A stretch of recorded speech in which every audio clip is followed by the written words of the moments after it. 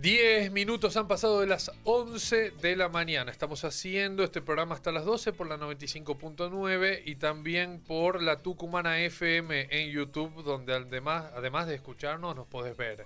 Stefanita Pedraza vuelve mañana, como siempre, a las 8. Nosotros nos quedamos hasta el final, hasta el mediodía. Ya en presencia de una invitada de lujo que tenemos ahora, doctora en psicología, Gabriela Dueñas está acá, porque hoy va a disertar en Tucumán, en nuestra provincia, en el marco del Seminario de Problemáticas Actuales en el Desarrollo Infanto-Juvenil, y va a hablarnos sobre la medicalización de los malestares en las infancias y en la adolescencia de hoy. Estoy mirando un poquito el machete porque era un poco largo el título. ¿Cómo le va, doctora? Bienvenida. Un gusto enorme, Gabriel. Por favor, el gusto totalmente nuestro. ¿Llegó hoy a Tucumán? Sí, aterrizamos tempranito, ni siquiera había amanecido. Bien, perfecto. Primer vuelo. Primer vuelo, perfecto. Esta tarde, 18 horas, 17 tengo acá la acreditación, 18 horas arrancan las disertaciones en el Anfiteatro San Miguel Arcángel en Monteagudo 115.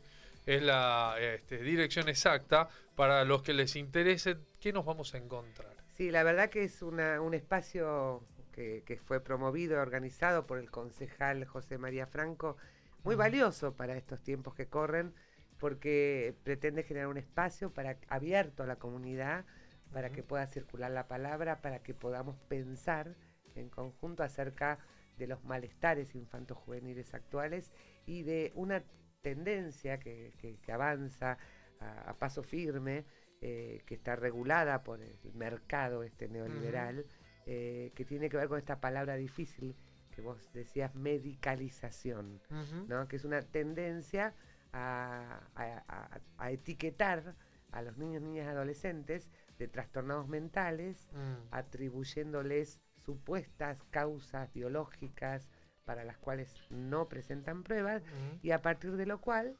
se los somete a la administración de drogas psicoactivas, psicofármacos desde muy temprana edad, y a una serie de tratamientos de terapias cognitivo-conductuales, de adiestramiento, en donde a veces los chicos pasan hasta 15 sesiones semanales.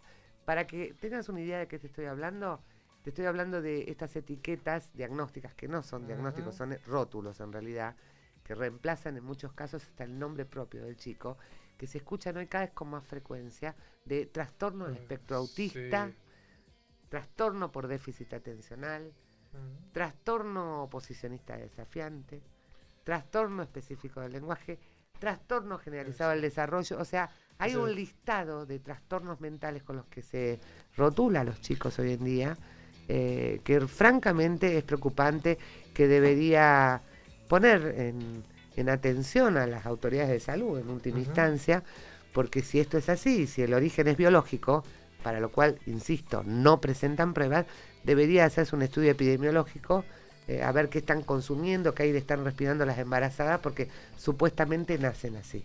Claro. Y esto va a contramano de lo que sabemos en ciencia, pero bueno, no va a contramano de lo que pretende el mercado. Claro, ahí está.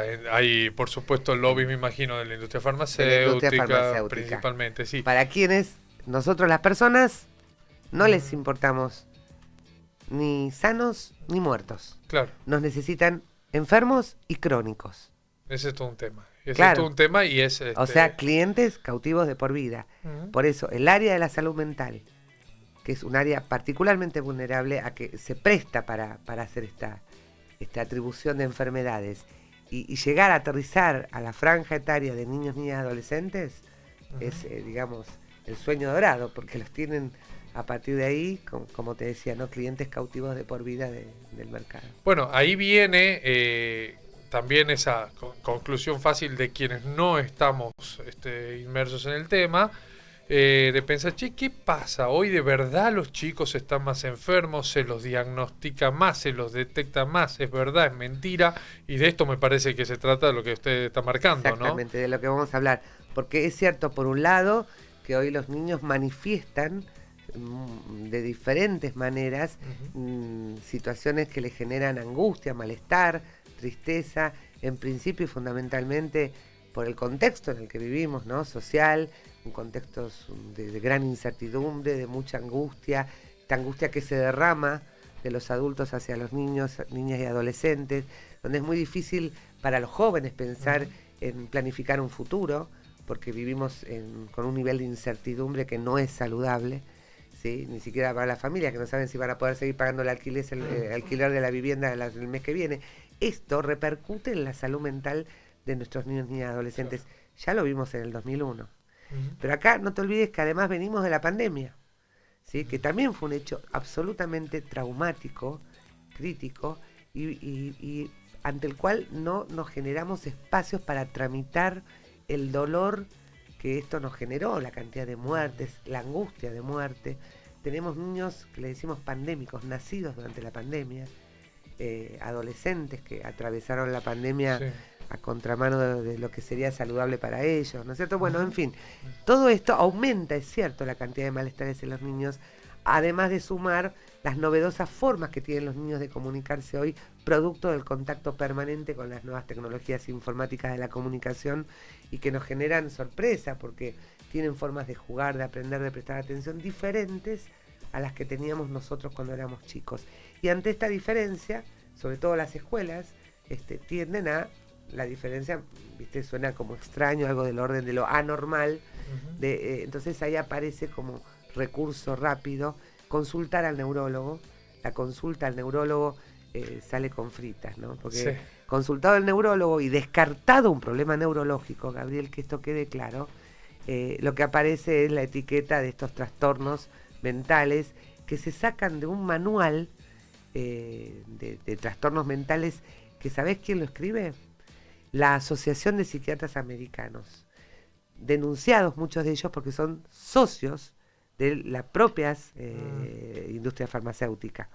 La Asociación de Psiquiatras Americanos es la que escribe este famoso manual DSM que se comenzó a usar en todos lados, pero en nuestro país casi como la Biblia en salud mental. O sea, hoy en día a cualquier consulta que vayas te van a etiquetar con alguno de los trastornos que figuran en este manual estadístico descriptivo y que se caracteriza, primero, porque describe el síntoma y se queda con eso que está a la vista. No profundiza acerca de qué hay debajo del síntoma, qué nos está diciendo el síntoma. Segundo, atribuye toda etiología, o sea, la causa de todo lo que está a la vista, a supuestas variables biológicas. Entonces hablan de deficiencias neurocognitivas de origen genético, para lo cual, además, y aunque te parezca mentira, no se presentan pruebas de ningún tipo, ni por imágenes ni de laboratorio, y aún así insisten que esto es biológico, de modo de desresponsabilizar por un lado al entorno, pero al descontextualizar y deshistorizar, como sociedad adulta estamos como tomando distancia y atribuyéndole a los niños y a los jóvenes las dificultades. ¿Viste? En estas operaciones que hace el neoliberalismo, se terminan privatizando, poniéndole nombre y apellido a complejas problemáticas sociales, políticas y económicas. Entonces el problema es de Juancito, que nació así. Claro, y además es de esa manera al ponerle entidad genética o biológica, lo que se está generando es que sea justamente esto que usted marcaba, que sea crónico el paciente. De lo crónico. Eso, claro, eso no tiene manera en el imaginario colectivo la idea de que esto va a ser así de por vida y por lo tanto y no hay mucho más que hacer que tratarlo. Y esto a contramano de lo que nos enseñan las ciencias. Porque si hay algo que lo que ha avanzado la genética en las últimas décadas es justamente en demostrarnos que lo que viene por informado genéticamente no necesariamente es determinante, de ninguna manera es así. Hay un concepto que valió un premio Nobel que se llama epigenética, es decir, que si uno consulta a los genetistas, lo que te van a decir los genetistas es que estamos hechos de historias de vida, ¿no? Y los genes sí aportan una información que interactúa con nuestras historias y condiciones de vida. Y que es sobre eso que tenemos que trabajar, ¿no es cierto? Lo genético, lo ambiental, digamos, también. Exacto. El contexto. ¿Sí? Epigenética quiere decir, fíjate, hay condiciones socioambientales que producen mutaciones genéticas, ¿sí?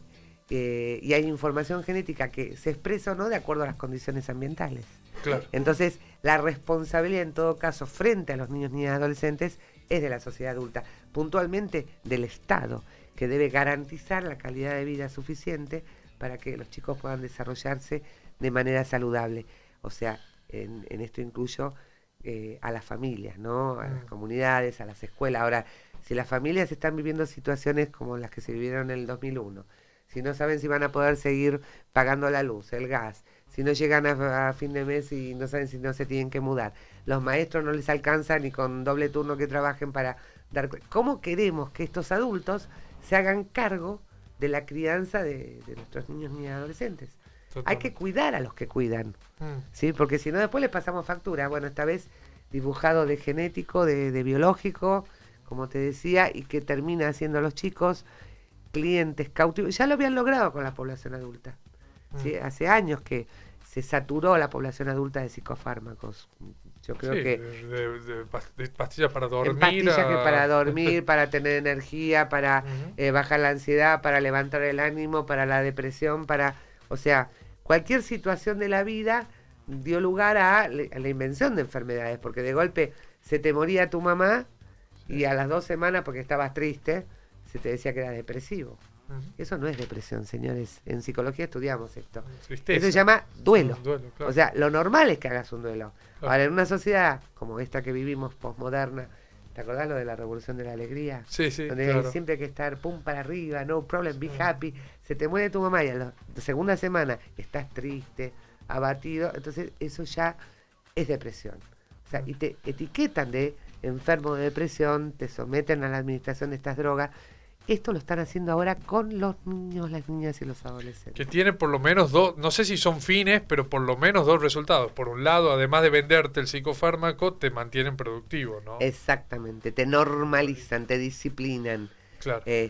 Para que funciones mejor en la escuela, para que no generes molestia ni en la familia, o sea, hay para cada dificultad hay un trastorno que viene, bueno, con su respectiva dosis de drogas psicoactivas, y además se montan pymes de colegas. Yo entiendo, hoy hace falta trabajo, está todo bien, pero el derecho al trabajo no puede estar por encima al derecho a la salud de los niños. Se montan pymes detrás de cada uno de estos chicos etiquetados de autistas.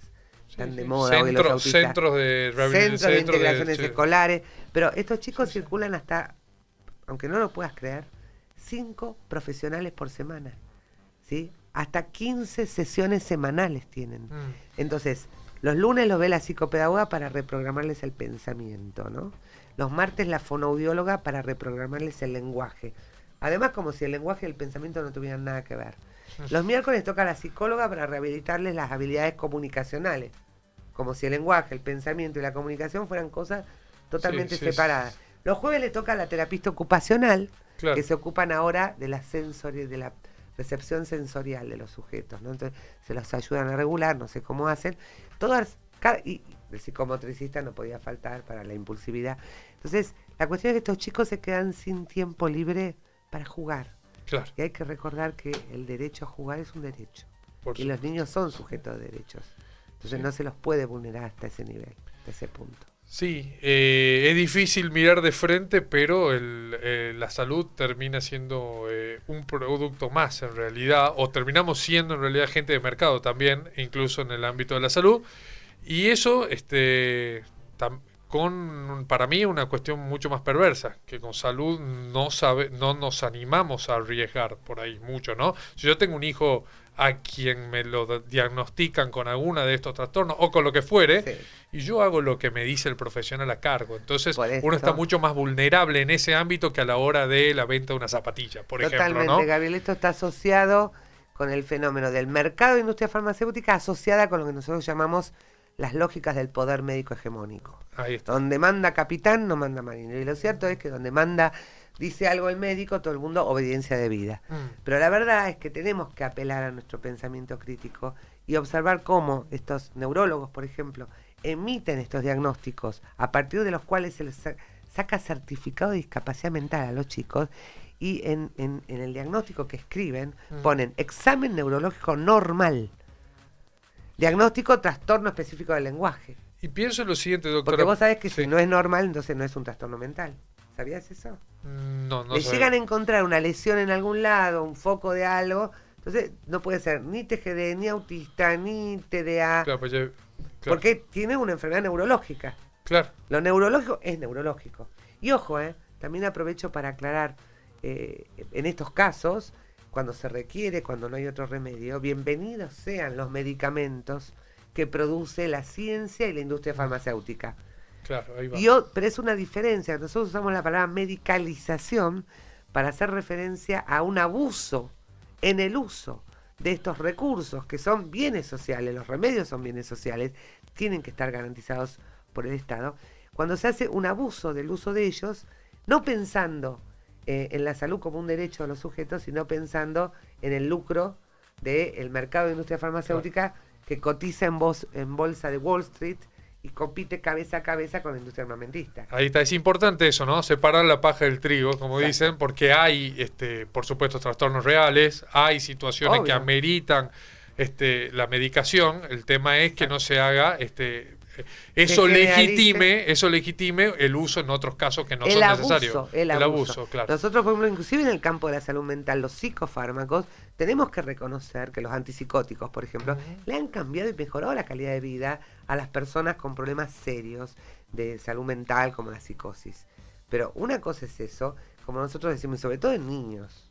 Mirá, yo cuando me iniciaba, hace ya varias décadas, como psicopedagoga, me iniciaba en un centro de salud mental de niños, niñas y adolescentes, donde el director, un psicoanalista de aquellos años, nos decía, antes que darle un psicofármaco a un chico, que se lo tome el adulto. Porque si el adulto está bien asentado como adulto, va a poder contener a ese niño, a esa niña. Ahora bien, hay casos, hay situaciones donde no hay otro remedio y de manera transitoria que hay que apelar a un psicofármaco. Sí, ¿por qué no? Claro. Si está bien justificado, de manera transitoria y cuando no hay otra vía de acceso. Claro. Pero otra cosa diferente si está esta idea de lo crónico. Vos sabés que llegan a los 11, 12 años tomando cócteles de psicofármacos. De esto no se habla. Claro. Y como decía recién con un colega tuyo, que los chicos además se lo bajan con alcohol. Y se lo bajan con alcohol porque el alcoholismo allá en la pubertad es uno de los problemas más graves que tiene la Argentina, acerca del cual nadie quiere hablar. Entonces combinan el alcohol con estos psicofármacos, cócteles, te vuelvo a decir, porque toman antidepresivos, antipsicóticos, anticonvulsionantes, de todo, lo que se te ocurra, hasta el metilfenidato, que es lo que se les da a los chicos etiquetados de trastornos por déficit atencional, que no sé si sabías, es una prima hermana de las anfetaminas, que estuvo prohibida en el país y en otros países por los efectos secundarios que puede traer, y que reingresó al país, se volvió a importar a partir de la movida del invento del trastorno por déficit atencional. Se vuelve a importar el metilfenidato, que el nombre más común es Ritalina, lo habrán oído nombrar hasta en Los Simpsons. Bueno, esa droga es tan peligrosa, que requiere no receta duplicada, sino triplicada. El ANMAT la tiene en el listado 2 de drogas peligrosas, junto con la morfina. Eso le están dando a los chicos para que presten atención en clase. Claro. Entonces nos tenemos que preguntar, como sociedad adulta, ¿qué estamos haciendo con nuestros chicos? Sí, y la relación tan capitalista como costo-beneficio, ¿qué tan importante puede ser que presten atención en clases a la par de suministrarle este tipo de drogas? Claro, ¿no? pero además pregúntate por qué no están prestando atención. Claro, además, sí. Esa es una segunda también como lectura importante. Creo yo que el sistema en general opera de determinada manera en la que seguramente hay muchos profesionales que de buena fe están siendo funcionales a esta lógica. Colonizados, digo yo. Sí, probablemente, porque hasta en la forma en la que, hasta en su formación está esto, ¿no? Esta lógica de la medicalización en Estamos general. También planteándonos, viendo el avance que está teniendo este tipo de fenómenos, qué está pasando con la formación en las carreras de grado. Claro. Porque la verdad que evidentemente estamos fallando y hay una profunda disociación en la formación, porque no hay docente en la Argentina, no hay licenciado en educación, no hay psicopedagogo, no hay psicólogo que te cuestione los estudios de Piaget, por ejemplo, donde sabemos que la inteligencia no viene dada, se construye, y se construye a partir del intercambio, ¿sí?, de las experiencias medioambientales. Nadie te cuestiona a Vygotsky. Te doy ejemplos, ¿no? Sí. Y sin embargo, en la práctica, después decimos, ese chico tiene un retardo cognitivo. ¿Cómo un retardo? Sí, nació así. Pero entonces, ¿qué hacemos con Piaget y Vygotsky? ¿Estás en desacuerdo? ¿Has escuchado alguna teoría que...? No, y lo tienen disociado.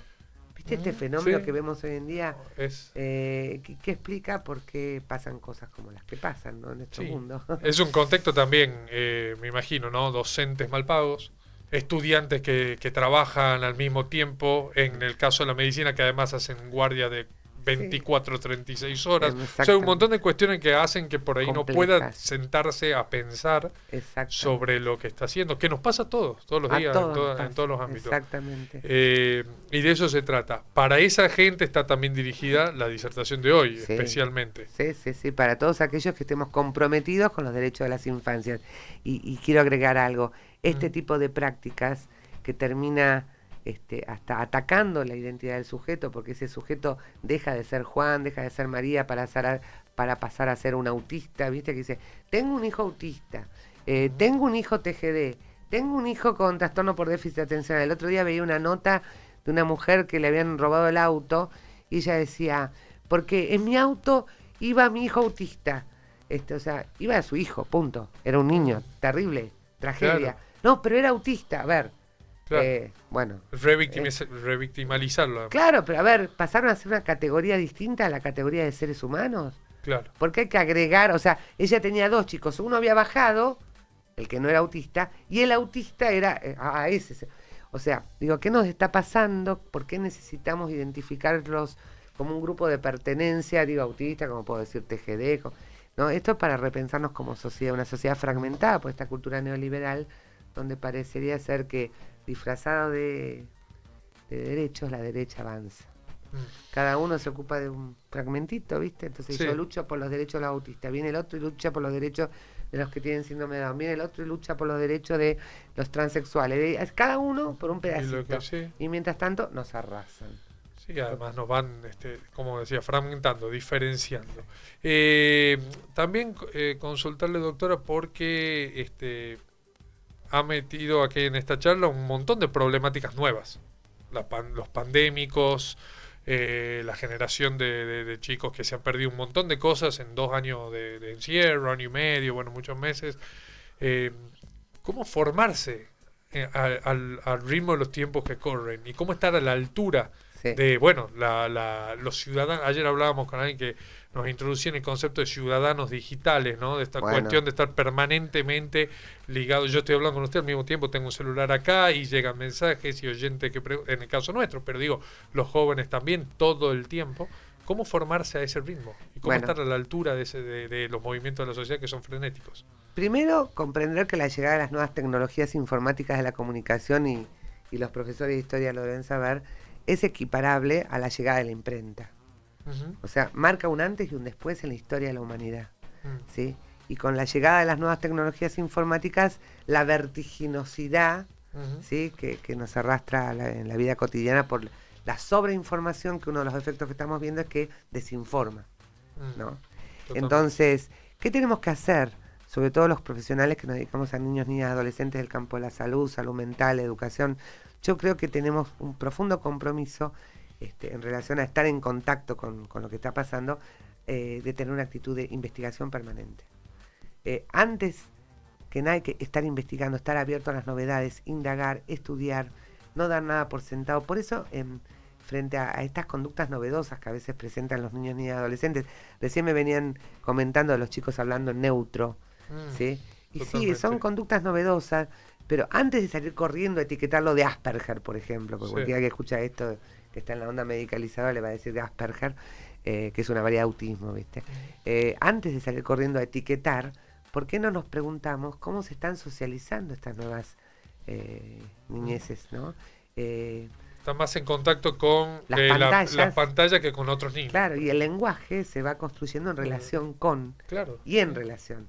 Y si la relación del sujeto, de ese niñito, es con las pantallas, bueno, después no te extrañes que termine hablando en neutro y actuando como un robotito, porque esto es un aparatito. Y además va todo, me imagino, todo ligado también en el contexto del niño, que después llega a la escuela y ve un pizarrón y una maestra que con una tiza, cuando está sobreestimulado por pantalla, es muy difícil que preste atención también, eso, ¿no? Después. ¿Viste la famosa grieta? Sí.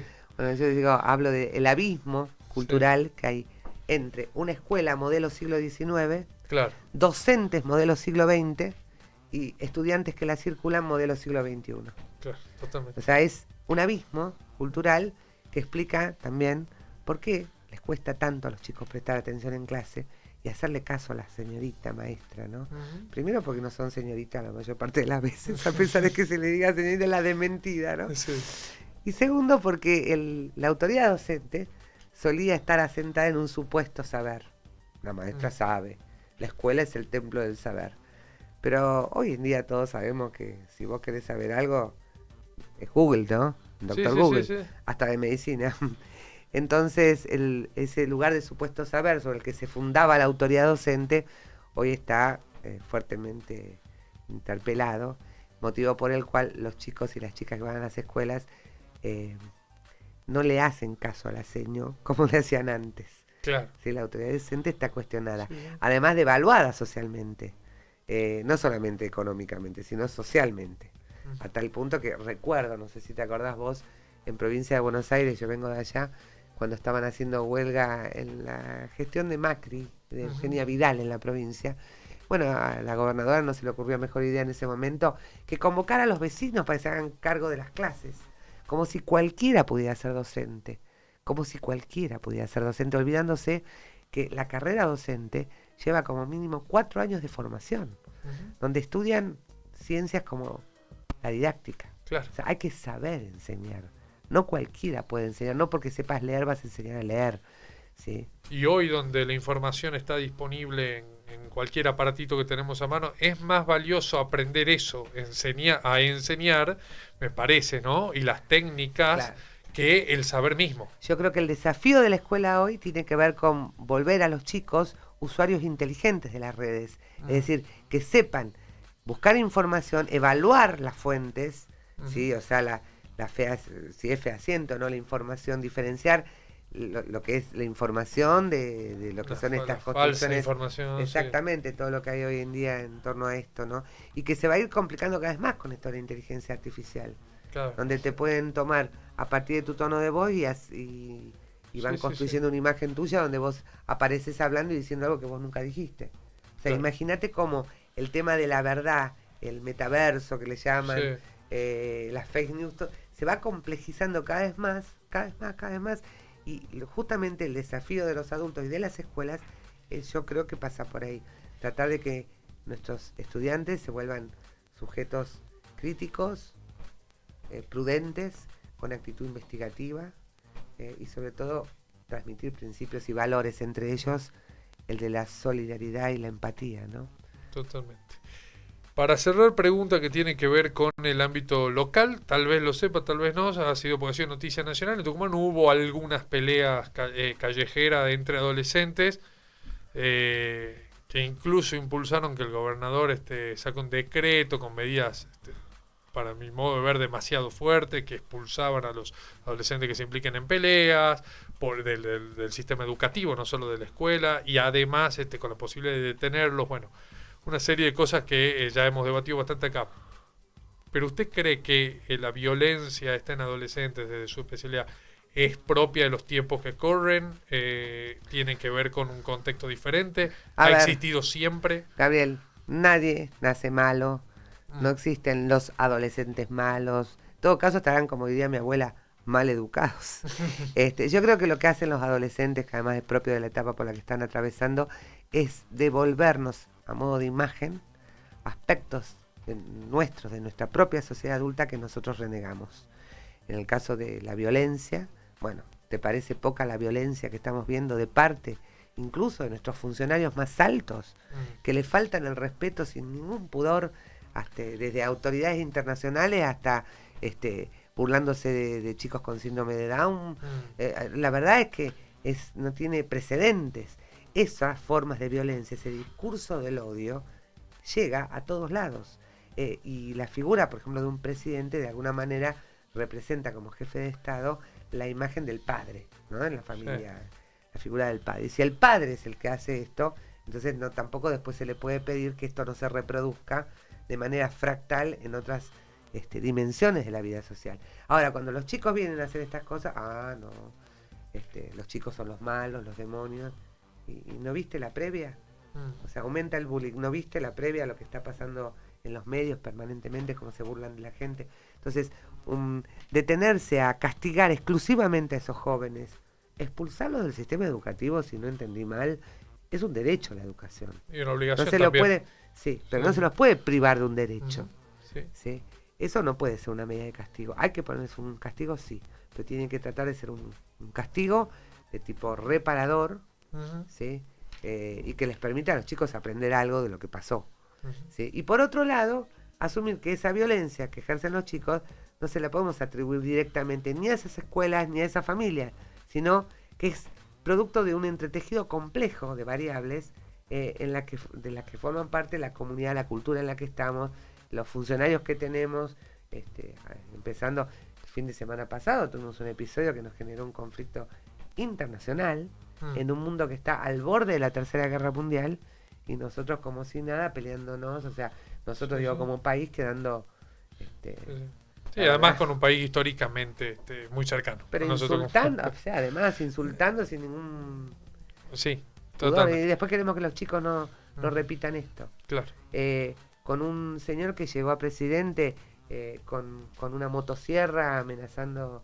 La verdad es que, ¿qué estamos pretendiendo? O sea, los chicos van aprendiendo lo que viven y la subjetividad se va entretejiendo de eso, de épocas y contextos. Totalmente. Sí.